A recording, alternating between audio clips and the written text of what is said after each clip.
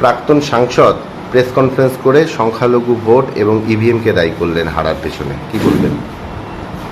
দেখুন, একটা বর্ণকে আমি বলবো একটা সম্প্রদায়কে সরাসরি আক্রমণ, এই আক্রমণ ভারতের সংবিধান তাকে শেখায় না। তিনি একটা দপ্তরের মন্ত্রীও ছিলেন একসময়। আমরা তার কাছ থেকে এইটুকুন সৌজন্যতা আশা করব। আর ইভিএম পাহারার গোটা পাহারার দায়িত্বে ছিলেন সেন্ট্রাল ফোর্স, তারা ইভিএমকে পাহারা দিয়েছেন। এবং তিনি যেটা বলেছেন আমি শুনেছি যে ইভিএমে ত্রুটি ছিল, সেই ত্রুটি যদি থেকে থাকতো তাহলে তিনি গণনা কেন্দ্রে নিজে উপস্থিত ছিলেন সশরীরে।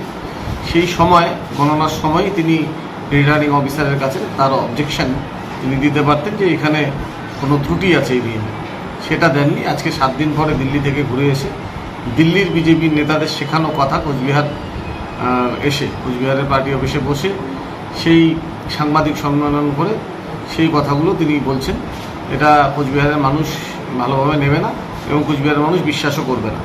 তার যা ফল, তার যা অহংকার কোচবিহারের মানুষ দেখেছে।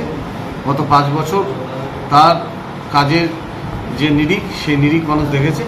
তার প্রতিবাদে মানুষ ভোট দিয়েছে এবং কোচবিহারে জগদীশচন্দ্র বর্মা বসুনিয়া জয়লাভ করেছে।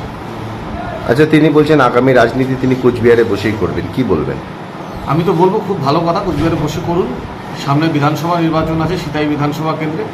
আমি ওনাকে অনুরোধ করব, ওনার যদি ক্ষমতা থাকে সিতাই বিধানসভা কেন্দ্রের বিধানসভায় তিনি বিজেপির প্রার্থী হিসাবে প্রতিদ্বন্দ্বিতায় আসুন। এটা কি আপনি একরকম চ্যালেঞ্জের সুরে বললেন?